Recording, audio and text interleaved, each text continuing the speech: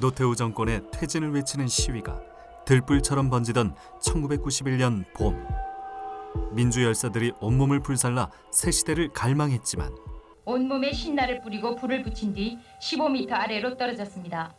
한 장의 유서는 엉뚱한 사람을 자살 방조자로 몰았습니다. 저는 오늘 검찰청에 재진 출두합니다.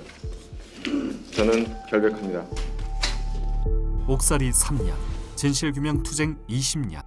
그리고 동료의 죽음마저 정치적으로 이용하는 아주 몹쓸 인간들이 되어간 거고. 자살 방조범이라는 냉혈 인간으로 낙인 찍힌 채 살아가야 했던 기나긴 세월. 강기훈 유서대필 의혹 사건의 전말을 다시 들여다봅니다.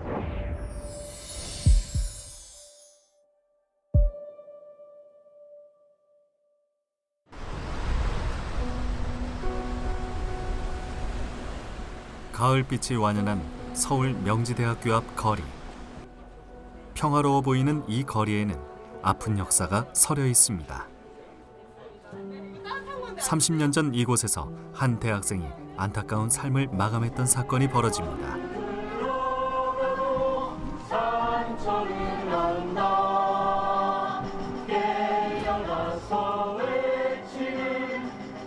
(1991년) 봄을 뜨겁게 달궜던 강경대 열사는 바로 이곳에서 구속된 총학생회장 석방과 노태우 정권 퇴진을 외치던 중 경찰의 진압봉에 맞아 산화했습니다.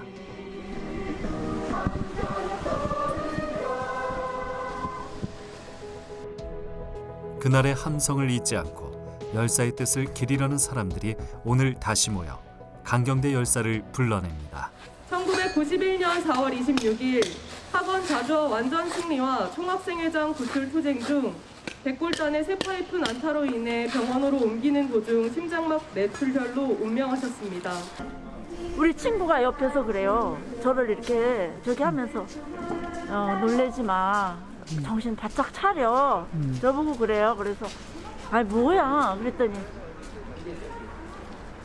우리 경대가 그 얘기를 하는 거예요.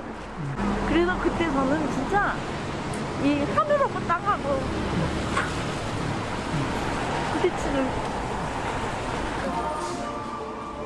잠든 어머니 아버지를 깨우지 못하고 아침 일찍 학교로 간 새내기 대학생 강경대. 그는 한 달 전 학내 시위 때 경찰들이 쏜 최루탄에 맞아 얼굴에 부상을 입었습니다. 부모님을 안심시키기 위해 얼른 학교에 다녀오겠으니 걱정 마시라는 메모를 남겼지만 그는 영영 돌아오지 못했습니다.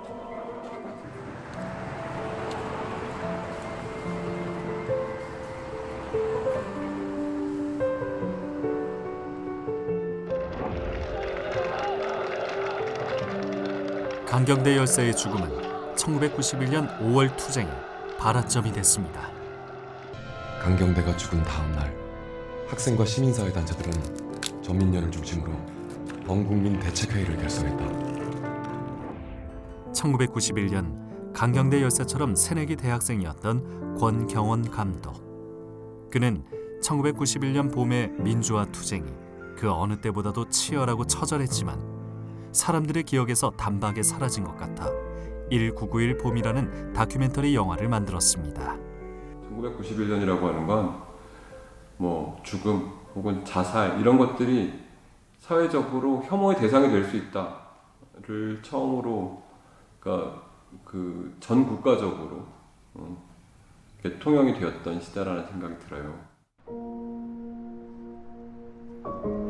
1991년 5월의 민주화 투쟁을 한눈에 파악해 볼 수 있는 곳은 경기도 이천의 민주화 운동 기념관. 그해 봄 산화한 13명의 열사들. 그들의 흔적을 모으고 행적을 채록하여 기억과 만남이라는 전시회를 열었습니다. 1998년 출범한 노태우 정권은 그해 4월 총선에서 패배해 여소야대 전국을 맞이하게 됩니다. 각종 비리로 수세에 몰리자 노 정권은 1990년 초 3당의 합당을 추진해 전국의 주도권을 되찾게 되는데 이때 범죄와의 전쟁을 벌인다며 시위 현장에 백골단이라는 체포조를 투입합니다. 특수훈련을 받은 이들은 시위를 진압한다며 무자비하게 폭력을 휘둘러 수많은 사상자를 내게 됩니다. 또 90년 후반기에 범죄 전쟁을 선포하고 공권력의 그 폭력의 강도를 점점점 높여 나가고 있었던 바로 그 시절이거든요. 그러니까 그 91년 초반에 이제 보면 학생 시위든 그 노동계 시위든 간에 크고 작은 시위에서 아주 치명적인 부상들이 사실 많이 나오고 있었던 겁니다. 뭐 실명이라던가. 그런 상황에서 저희 학교에서 제가 MT 답사를 하러 내려가는데 제 과 대표랑 같이 가던 길인데 그 택시를 멈추고 전경들이 그냥 다짜고짜 저희 과 대표와 저를 그 군합발로 이제 그 폭력을 가했던 시간이 한 20-30분 정도 당했던 것 같아요. 1987년 산화한 이한열 열사. 그의 기념관에서도 1991년에 생을 마감한 열사들과 마주할 수 있습니다. 1991년 5월 18일 연세대 정문 앞 철교 위에서 투신한 이정순 열사의 딸도 보고픈 어머니의 얼굴을 찾았습니다.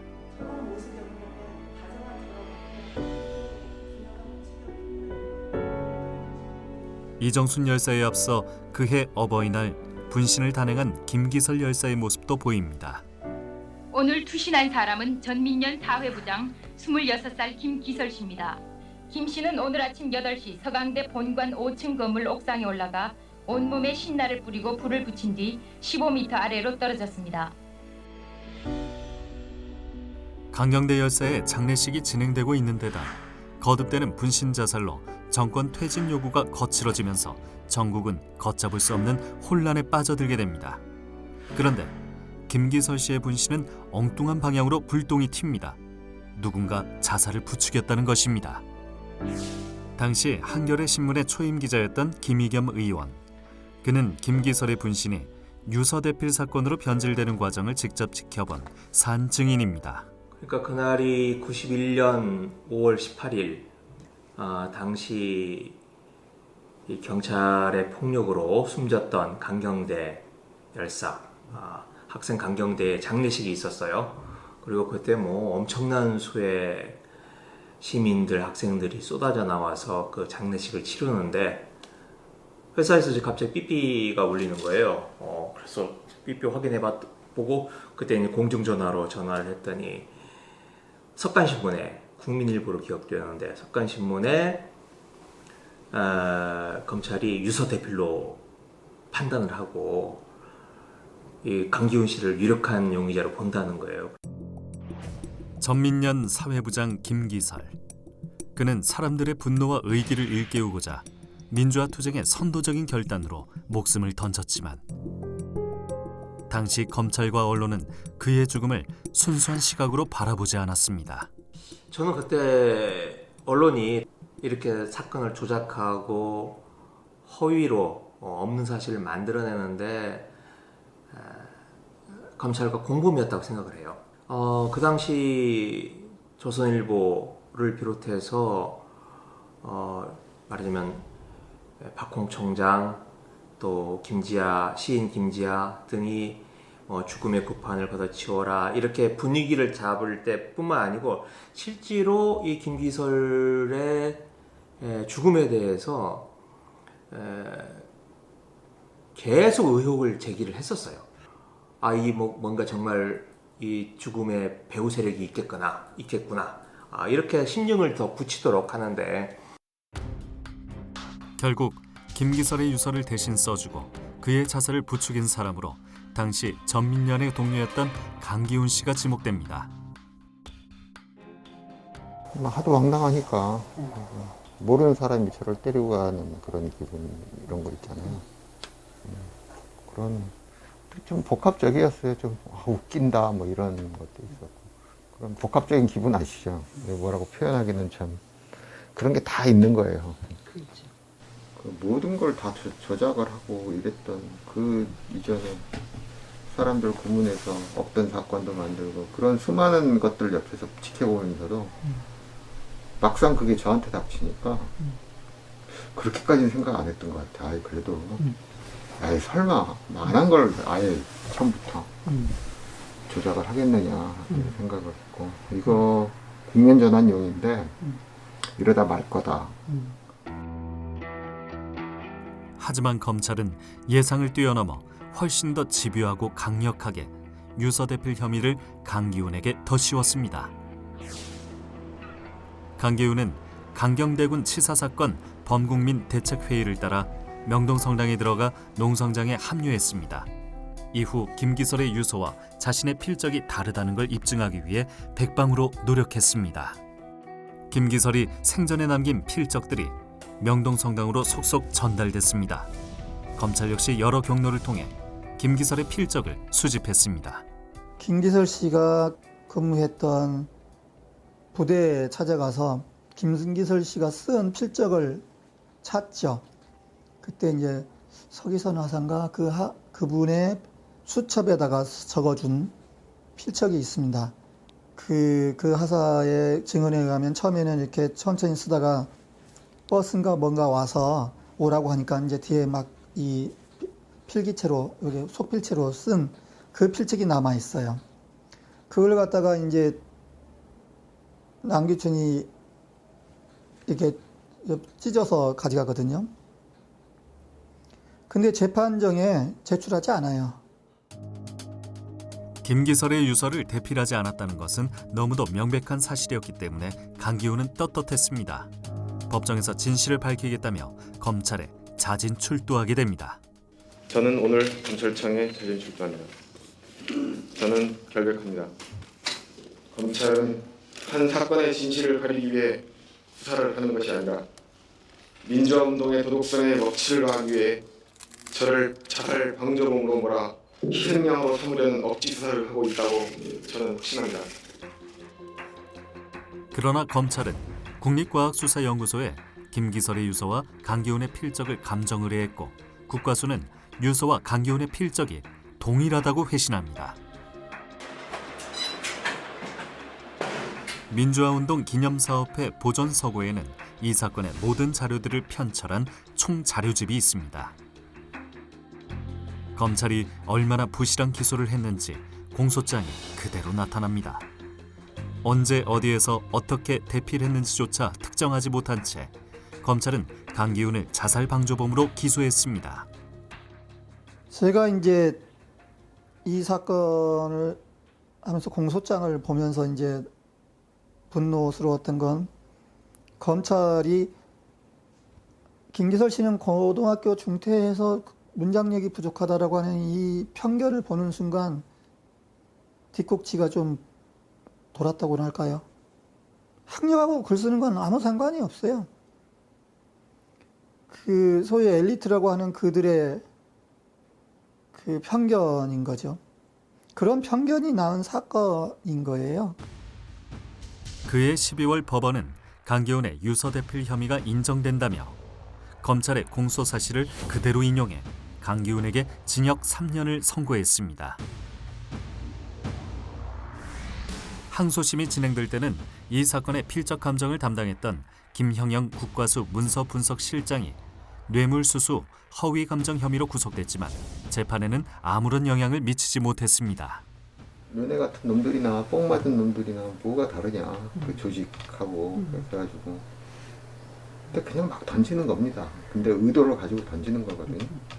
발끈해서 또 한마디 하게 되잖아요. 근데 그 말을 또 잡아가지고 이제 또 기자들하고 만나서 또 잠잠하게 그따구 얘기를 하더라. 또 걸리고. 네.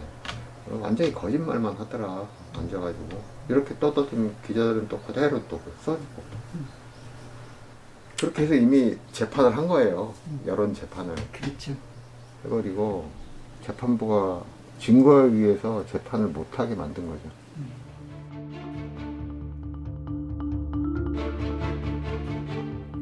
경기도 이천에 있는 민주화운동 기념공원. 민주열사들의 위패가 모셔져 있는 이곳에서는 강기훈 유서대필 의혹 사건을 일목요연하게 파악해 볼 수 있습니다. 김기설 열사의 사망에서부터 명동성당 농성과 자진 출두, 자살 방조범으로 기소돼 재판받는 과정이 사진과 함께 시간표처럼 전시돼 있습니다. 특히 3년형을 살고 나와 시민들과 함께 진실규명 활동을 벌이는 과정이 잘 정리돼 있습니다.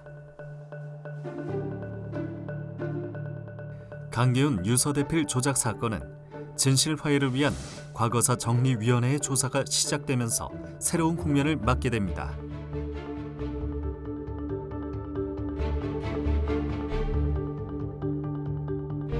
진화인은 1년 6개월에 걸쳐 검찰과 경찰, 국가수 등이 보유하고 있던 자료를 검토하고 모두 67명의 관계자들을 조사한 끝에 강기훈이 유서를 대필하지 않았다고 결론을 내렸습니다.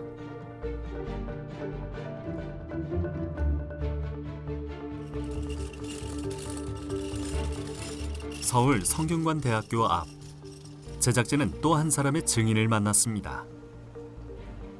김기설이 분신하기 전날 그의 자살을 만류했던 임근재 씨입니다. 그러면 그날 이제 여기로 기설 씨를 데리고 오신 거군요. 정확한 자리는 여기가 아니고 요 건너편. 저쪽에. 네, 이쪽. 지금은 조금 이제 바뀌긴 했는데 그때는 여기 조그맣게 이제 포장마차 같은 술집이 좀 있었습니다. 예. 네. 저희가 30년 만에 와서 조금 바뀌었습니다. 근데 뭐 크게 바뀐 것 같지는 않고요. 가게가 좀 없어지긴 했는데 여기 아마 그 조그마한 아마 선술집이 있었고 여기에서 우리 이도래 씨, 그다음에 김기설 씨, 저 셋이 여기서 이제 얘기를 하고 있습니다.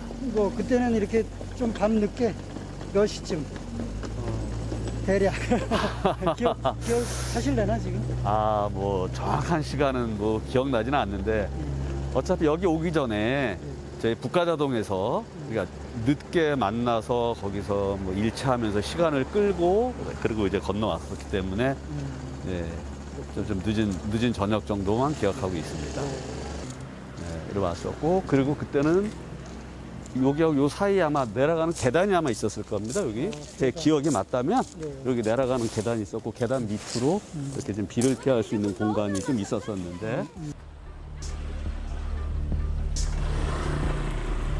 1991년 5월 투쟁 당시 임근재 씨는 또 다른 후배와 함께 김기설 씨의 동거인으로 한 자취방에 살았습니다.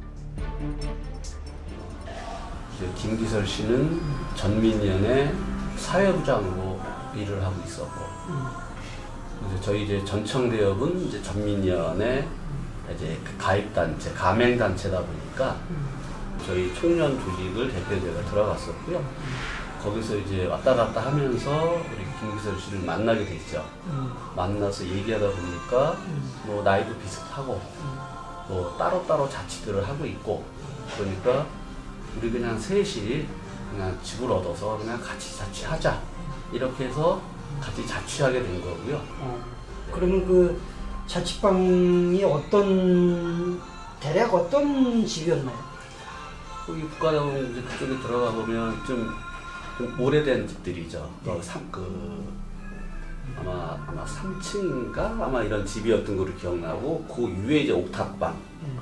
그러니까 저희가 이제 옥탑방을 빌려 살았죠. 그래서 이제 옥탑에 올라가면 거기는 그 당시에는 이제 화장실이 없어서. 임근재 씨는 김기설이 투신하기 바로 전날인 1991년 5월 7일 밤 당시 상황실 선배로부터 김기설이 자살을 하겠다며 사라졌는데 찾아보라는 전화를 받았습니다. 전화를 받고 자취방에 가보니 김기설이 써놓은 유서가 있었습니다. 그래서 그것을 주머니에 접어넣고 함께 술을 마시자며 자취방으로 돌아온 김기설과 함께 밖으로 나섰는데요. 그러고는 인근 포장마차에 마주 앉았습니다. 제가 이제 유서를 꺼내서 보여주면서 내가 실은 이런 걸 봤다. 이런 걸 봤는데 우리가 이제 목숨을 던져가면서 싸우는 건 좀 아닌 것 같다. 살아서 싸우자. 싸우더라도 우리가 그렇게 한 거를 하면 많은 사람들이 힘들어할 거다. 그래가지고 그래서 거기서 설득을 했어요. 임근재는 자신이 챙겨온 유서를 김기설이 직접 찢도록 했습니다. 그리고는 이런저런 얘기를 하며 날을 지샜습니다. 날이 밝아오자 성균관대 앞에서 대학로 마로니에 공원까지 걸었고 벤치에 앉아 커피를 마셨습니다.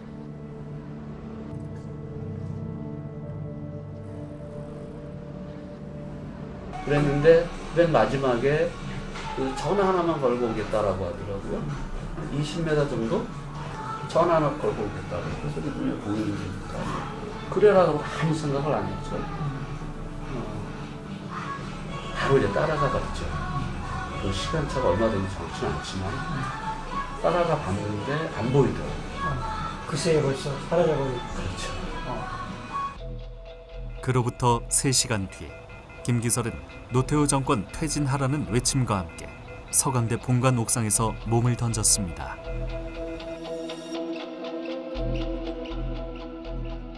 (40년) 경력의 문서감정 전문가 현진우 씨. 그는 강기훈 유서대필 의혹 사건과 관련하여 진화이가 요청한 4차례의 필적 감정에 모두 참여했습니다. 예, 1차 감정에서는 7개 기관이 공동으로 감정한 결과가 여기에 나와 있는 것처럼 유서 원본 2매와 그리고 강기훈의 필적으로 출정 거부 이유서 그리고 봉합 엽서 이렇게 강기훈의 필적으로 필적 자료로 제출되었고요. 두 번째 이제 김기설의 자료로는 전대엽 노트 원본 1권과 낙서장 원본 2매 이렇게 자료가 제시되어서 유서가 강기훈이 썼는지 아니면 김기설이 썼는지 이렇게 감정이 시행됐었습니다. 필적 감정은 우선 서류가 원본인지를 확인하게 되는데 이때 유용한 것이 분광 분석기입니다. 기설이 나와야 빛의 광도와 채도를 높였다 낮췄다 하면서 지웠던 흔적이 있는지 더 씌워진 글이 있는지 살피게 됩니다. 현관검사라 그래서 특별히 발광하는지 이렇게 자외선 저기선 발광 검사를 하는 겁니다. 이렇게 보면 이제 여기서 특별히 만약에 합니다를 말아야 합니다를 안겨 주어야 합니다로 바꾼다든지 이럴 때 이제 이 요소로 검사를 하면 동일한 필기구로 쭉 다 한꺼번에 쓴 것인지 아니면 이 중에 누가 지운 흔적이 있는지 이런 것들을 보는 것이죠.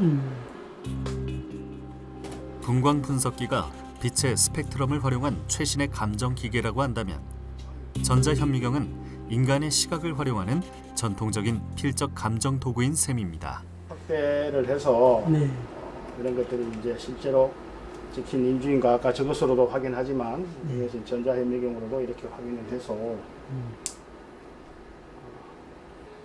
그런 게 이제 특징이 있는 글씨라서 그런가 봐요. 예, 그렇습니다. 이 한자를 히어택을 이제 보통은 좌에서 우로 쓰는데 이거는 우에서 좌로 쓰고 해서 이렇게 한 번에 연결해서 쓰는 이런 필습성을 가지고 있습니다. 그래서 이 한자가 여기 해자에서도 마찬가지로 이렇게 우측에서 좌측으로 이렇게 쓰는 특징. 또 모자를 갖다가 중성 오획을 하나 생략하는 이런 습성, 이런 것들이 이제 이 편지의 유서의 특징이죠. 김기설의 유서 필적 감정은 서류가 많지 않았기 때문에 단지 며칠이면 끝낼 수 있는 비교적 단순한 감정입니다. 그래서 이제 7개 감정소가 결론은 어떻게 냈나요? 감정 결과는 이제 김기설의 자필이다. 유서가 강기훈이 대필한 것이 아니다. 이런 취지의 결과였습니다. 이 가항이란 것이 유서이고요. 나항이란 것이 이 강기훈의 필적 자료입니다. 그래서 가항과 나항에 기재된 필적은 서로 상이한 필적으로 사료된다라는 감정 결론에 이르렀고요. 그 다음에 가항에 기재된 필적은 가항, 김기설의 필적과 동일한 필적으로 사료된다라는 감정 의견이 제시되었었습니다. 과거사위의 권고대로 강기훈은 2008년 5월 서울고등법원에 재심을 청구하고 1년 4개월 뒤 법원이 재심 개시 결정을 내립니다. 그러나 검찰이 재심 결정을 받아들일 수 없다며 재항고해 재심 첫 공판은 2012년 12월, 그러니까 재심을 청구한 지 4년 6개월이나 지나서 시작됩니다. 사실은 서울고등법원 재심 개시 결정에서 어떤 자세하게 내용이 설치되어 있었어요. 그리고 진화의 결정도 있었고, 재항고 자체도 문제지만 재항고가 됐어도 빨리 결정을 했어야 되고 결정할 수 있는 사건이었거든요. 근데 대법원에서 그 사건을 갖고 2009년부터 해서 3년 7개월이 넘는 기간 동안 결정을 안 했어요. 진화위에서 뭔가 진실 규명이 됐는데 그로부터 5년 동안 아무런 사건이 진행이 안 된 거죠. 서울고등법원은 2014년 2월 강기훈의 자살방조 혐의를 무죄라고 판결했으나 이 또한 검찰이 대법원에 상고, 최종심에서 강기훈의 무죄가 확정된 날은 2015년 5월 14일입니다. 2014호 2546호 피고인 강기훈 검사의 상고를 기각합니다. 자살방조 파렴치범의 누명을 쓴 지 24년. 그동안 양친 부모를 모두 잃고 자신도 간암이라는 몹쓸 병에 걸렸습니다.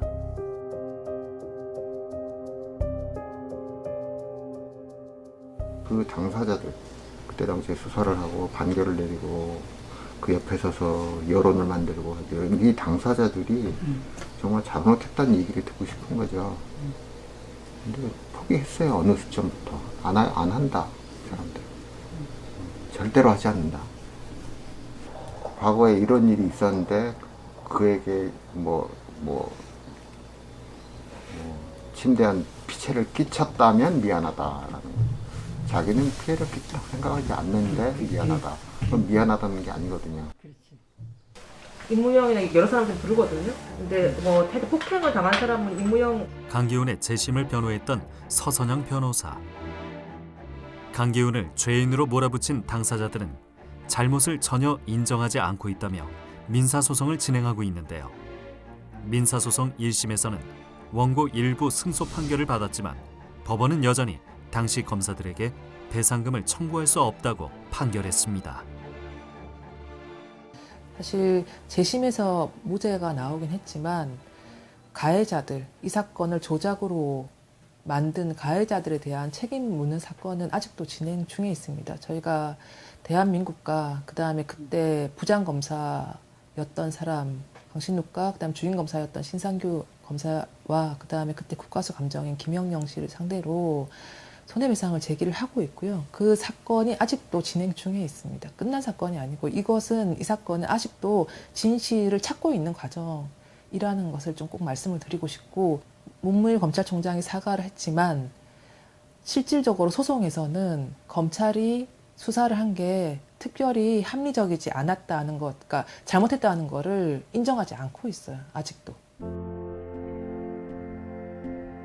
전남 장흥의 덕제마을.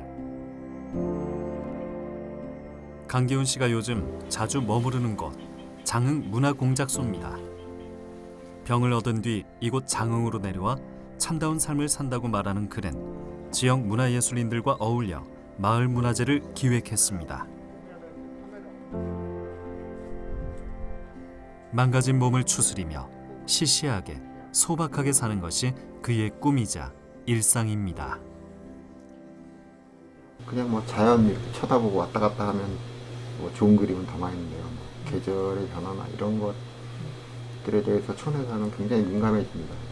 아주 작은 것, 조그맣게 나는 이름 모를 꽃 한 송이가 더 감동적이거든요. 그 안에 우주가 다 있어요. 어떻게 그렇게 아름답고 이쁠 수 있는?